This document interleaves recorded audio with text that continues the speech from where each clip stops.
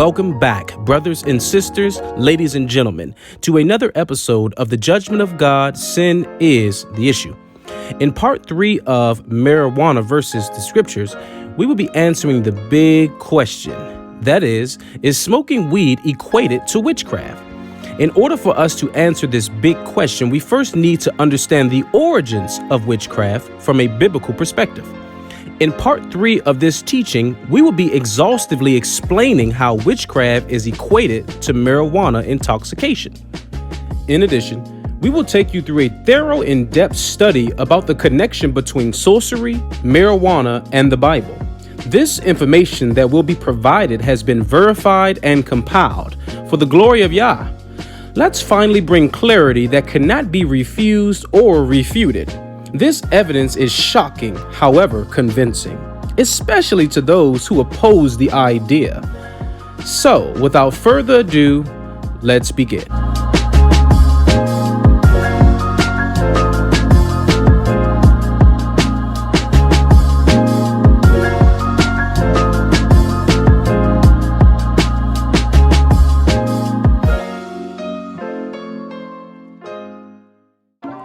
Now, first ask yourselves, is witchcraft and sorcery synonymous? If you answered yes, you are correct. Here's the proof. Now the works of the flesh are manifest, which are these: adultery, fornication, uncleanness, lasciviousness, idolatry, witchcraft, hatred, variance, emulations, wrath, strife, seditions, heresies, envyings, murders, drunkenness, revelings, and such like, of the which I tell you before, as I have also told you in time past, that they which do such things shall not inherit the kingdom of God. So, how is the term witchcraft defined? Well, according to the Greek lexicon, witchcraft is defined as G5331, pharmakia. This is a side note.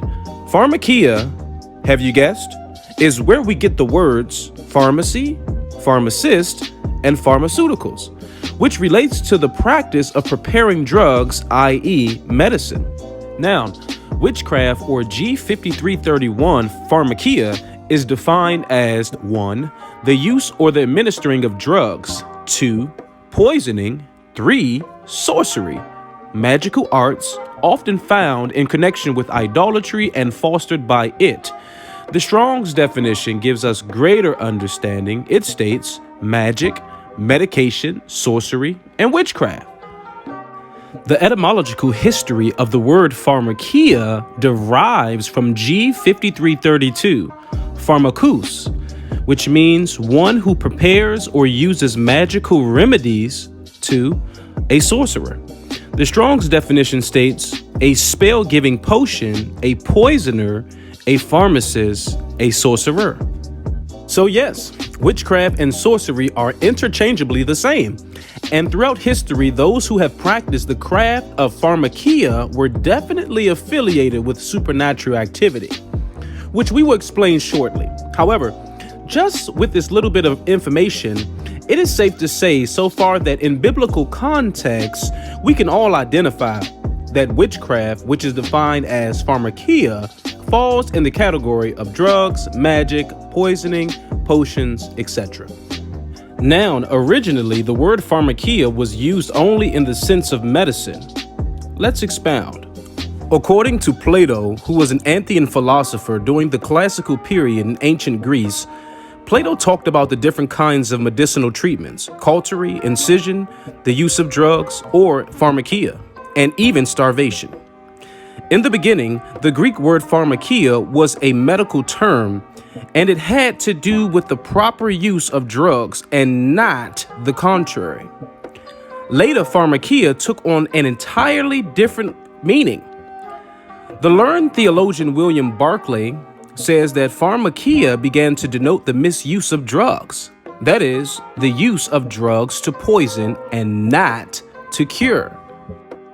This means that Paul in the book of Galatians did not condemn the proper use of medicine. However, he did denounce the practice of illicit drug use, which is associated with witchcraft. Here's the proof. In context, Paul in verses 20 describes a manifestation of the flesh, and he calls it witchcraft. Now, we all know that witchcraft, or G5331, has multiple definitions. However, in verses 21, we understand that the Apostle Paul states that they that do such things shall not inherit the kingdom of God, meaning they will not be saved. So, with that being said, we know for a fact biblically that God will not throw you in hell for distributing safe and natural medication to your children, i.e. patients, for curing sicknesses. Come on, think about it. The disciple Luke was a physician, i.e. a doctor, who occasionally traveled with the Apostle Paul. So, without a doubt, Paul would have only been addressing in Galatians 5, found in the New Testament, witchcraft, or G5331 pharmakia, which practices are connected to sorcery, occultism, and black magic. That's what he was addressing. Now that we have determined what witchcraft is and how it is equated to sorcery, i.e. pharmakia, let's find out the biblical origins of sorcery and how this all ties together with marijuana intoxication. Let's visit the book of Enoch.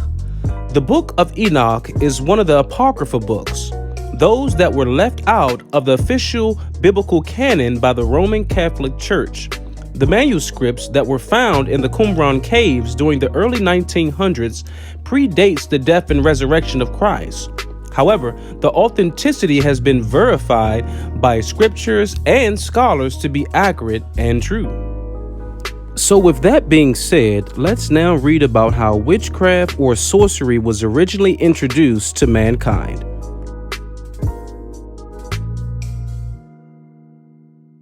Section 2, Chapter 6. And it came to pass, after the children of men had increased in those days, beautiful and comely daughters were born to them. And the angels, the sons of the heavens, saw and lusted after them, and said one to another, Behold, we will choose for ourselves wives from among the children of men, and will beget for ourselves children. And Semyaza, who was their leader, said to them, I fear that perhaps ye will not be willing to do this deed, and I alone shall suffer for this great sin.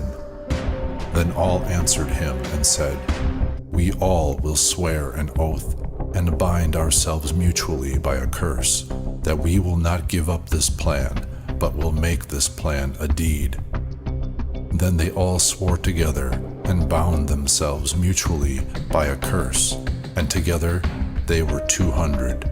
And they descended on Ardis, which is the summit of Mount Hermon, and they called it Mount Hermon because they had sworn on it and bound themselves mutually by a curse.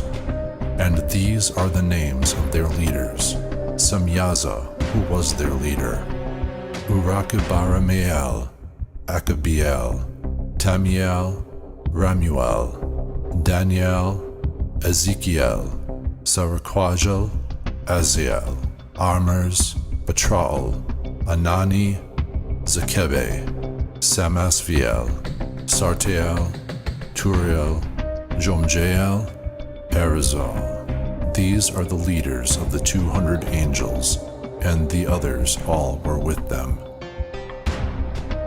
Chapter 7.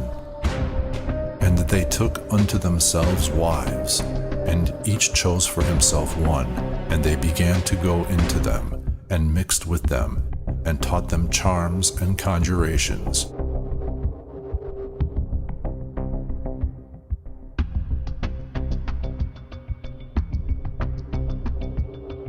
And taught them charms and conjurations.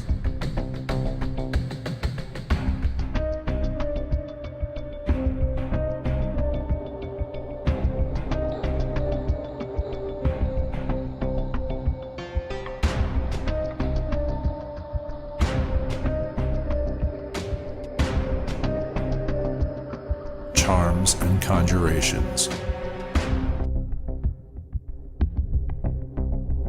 Charms and conjurations. and made them acquainted with the cutting of roots and woods.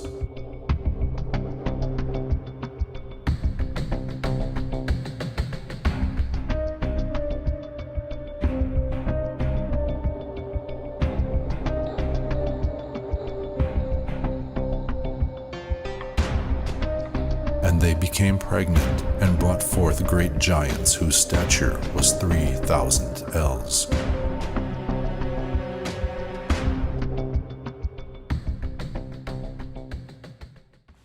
So, family, yes, it is a fact that the angels that fell from their heavenly positions of authority made a pact with one another to commit such a sin against God. The power of lust unfortunately overcame these angels. Thus, the angels slept with these women and took them for wives. However, in verses 10, we have discovered where this knowledge of sorcery comes from. The origins of sorcery, aka witchcraft, was instituted and taught by fallen angels. Some would call this type of higher thinking things like science, astrology, physics, and even chemistry. However, if you carefully examine the book of Enoch, you will discover how these areas of knowledge have connection with fallen angels. Now, before we go into depths about the different types of forbidden knowledge that was taught by these watchers, let's confirm this account found in the book of Enoch with a precept in Genesis chapter 6, beginning at verses 1 through 4. Now it came to pass, when men began to multiply on the face of the earth, and daughters were born to them, that the sons of God saw the daughters of men, that they were beautiful, and they took wives for themselves of all whom they chose. And the Lord said, My spirit shall not strive with man forever, for he is indeed flesh. Yet his days shall be 120 years. There were giants on the earth in those days, and also afterward, when the sons of God came into the daughters of men, and they bore children to them. Those were the mighty men who were of old, men of renown. So, family, we all can clearly see that by corroborating these accounts, the book of Enoch and the account in Genesis, there is unequivocal evidence that proves the literary consistency of God's holy word. In fact, Moses and Enoch are literally speaking of the same event that transpired in the Ancient of Days. Thus, we have concluded that according to the book of Enoch, the fallen angels are the innovators who initiated the practice of sorcery, aka witchcraft. Now, according to the book of Enoch, the wives of the fallen angels were taught many things concerning sorcery, such as the utilization of roots and wood. However, the Ethiopian manuscript translates, and they, the angels, taught them charms and enchantments and the cutting of roots and made them acquainted with plants. Interesting. So, it is safe to say the angels taught women the craft of herbs, i.e. plants, and the cutting of roots, all in the name of witchcraft. So the new house we're moving into has room for all of my herbs. Like, all of them.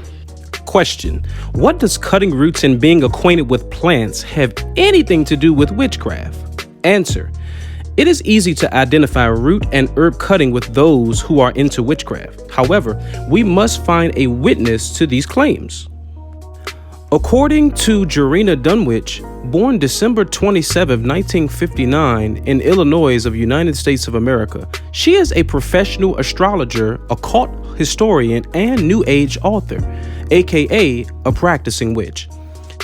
In 2002, Jarena Dunwich published a book by the name Herbal Magick, a guide to herbal enchantments, folklore, and divination. This witch, or historian, explains some interesting information located in her introductory, and I quote, "Throughout history and throughout the world, herbs have played a major role in magic, religion, superstition, and divination, as well as in the development of humankind. Witches and pagan folk the world over have held a special relationship with herbs since the days of antiquity, developing various methods to harness the magical energies contained within flowers, leaves, roots, and bark. They have used them as tools for healing, divination, spellcrafting, and connecting with Deity. The ancients believed that all herbs possessed a spirit, or, as in the case of many poisonous or mind-altering plants, a demon. Nearly every culture has recognized the occult vibrations of herbs and attributed certain magical properties to their native plants and trees. End quote. So, does that answer the question? I believe so. Again, the angels were responsible for teaching the women how to harness spiritual powers. Sorcery and spellcasting has always been familiarized with plants, roots, or trees, which in this case, the author advances with the notion to insinuate that poisonous mind-altering plants, aka psychoactive drugs, are somehow linked to demonic activity. Interesting. This information provided is well known among those who are practicing witches. It's no secret. They take psychedelics to enhance their ability of making contact with demons. For example, here's a psychoactive herb that witches use for spiritual purposes in order to tap into the spiritual realm to manipulate time and events. Marijuana or cannabis falls in the category as a psychoactive drug. This psychoactive drug is capable of altering one's perception, mood, consciousness, or even behavior. According to multiple sources, this mind-altering drug is used for 1. Escaping the trappings of the mind during ritual and meditation. 2. Clearing and cleansing negative energy. 3. Facilitating dream magic. 4. Magical magnification, including increasing the ability to communicate with the spirits and the dead, enhancing and amplifying current magic work. Okay, now that we have all obtained an understanding of how psychoactive drugs are connected to witchcraft, let's finally answer the big question. Is smoking weed equated to witchcraft? The answer is yes. In fact, marijuana intoxication is well known among the witch community as a psychoactive drug, which enhances the opportunity of making contact with spiritual entities. However, cannabis has been used in spiritual and religious ceremonies across cultures for thousands of years. Pagans are certainly not exempt. Cannabis, psychedelic mushrooms, peyote, when used in a ceremonial act, all aid in releasing the mind and helping one access a more spiritual plane. While much was said in part 1 and 2 about recreational and medical cannabis users, there are still people who use this magical plant for spiritual purposes today. Cannabis has been used in fertility rituals, cleansings, purifications, and celebrations affirming life all throughout history. Now, before we conclude with this segment, I must use one more source of information for those who remain skeptical. Let me introduce you to a known sorcerer by the name of, you guessed it, Aleister Crowley. Aleister Crowley, born Edward Alexander Crowley, October the 12th, 1875, died on the 1st of December of 1947. He was an English occultist, ceremonial magician, poet, painter, novelist, and mountaineer. He founded the religion of Thelema, identifying himself as the prophet entrusted with guiding humanity into the Aeon of Horus in the early 20th century. Aleister Crowley was a ceremonial magician. He was known by his famous quote, "Do what thou wilt shall be the whole of the law." Crowley was known to be an open Satan worshiper in times past, and he received a lot of attention in the media during the early 1900s. Crowley would perform carefully prescribed rituals to enlist the aid of supernatural beings. Unlike his predecessors who believed that one should call down the spirits of the astral realm to communicate with the magician on earth, Crowley held that it would be far better to visit the needed spirit on the spirit's own turf, i.e., astral projection.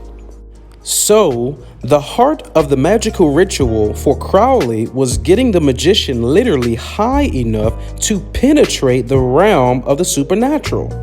Aleister Crowley, the magician, he felt should prepare his or her mind before beginning the invocation by meditating upon the characteristics of the entity being contacted. After heightening sensitivity with a carefully chosen drug, the magician could begin the act of ritual intercourse or sex magic. All the while envisioning the evoked spirit, at the moment of orgasm, the magician should call out the spirit's name. Hopefully at that instant, magician and spirit would merge identities, and a clear understanding of the astral realm would be achieved.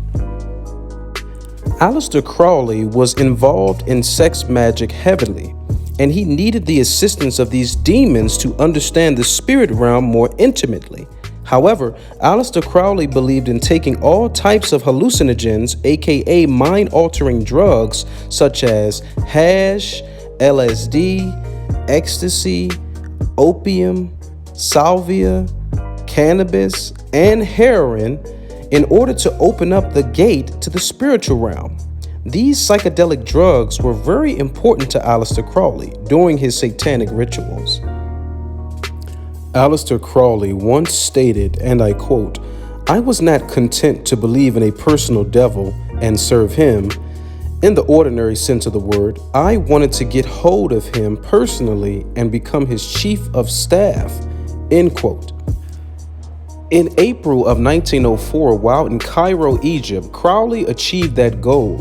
On 3 successive days, the Book of the Law was dictated to him by an entity who called himself Awis, a spirit passionately identified by Crowley as his own guardian angel, the devil Satan. Now the story goes, according to Crowley, on the 8th of April 1904, he heard a disembodied voice that claimed to be that of Awis. Crowley said that he wrote down everything the voice told him over the course of the next 3 days and titled it the Book of the Law.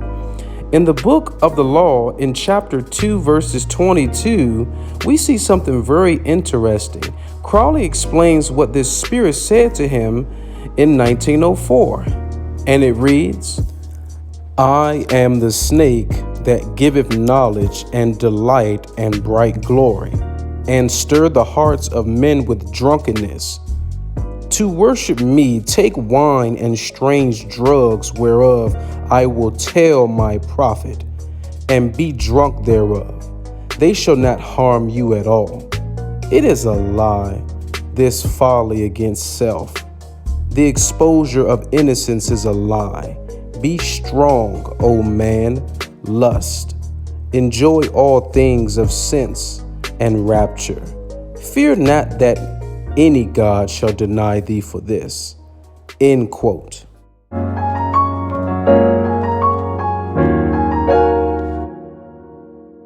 Wow, really? Family, if you know anything about the Bible, then I know that you know who is the serpent, period. Aleister Crowley was visited by a spirit that he had invoked. This same spirit told him to worship it by using drugs, getting drunk, and lusting after people. Well, the Bible tells us to abstain from fleshly lusts that war against the soul. So this definitely was not an holy angel of God.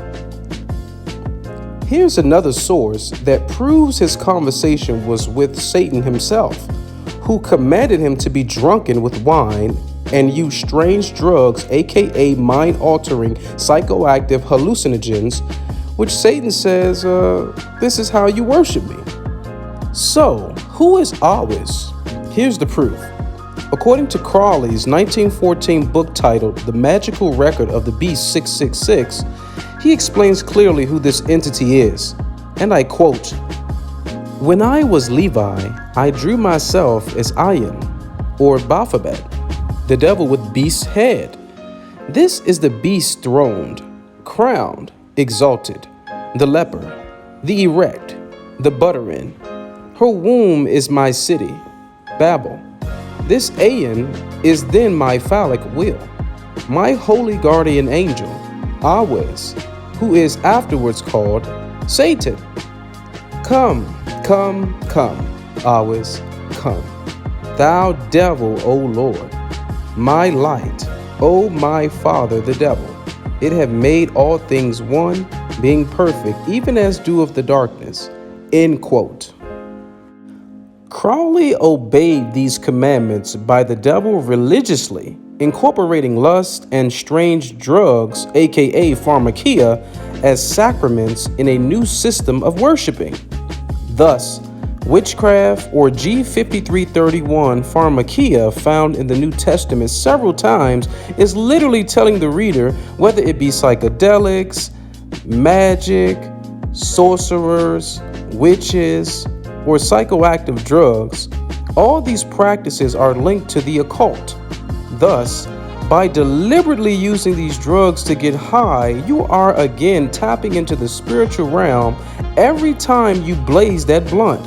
You are literally worshiping Satan, just like the pagans did and do even now.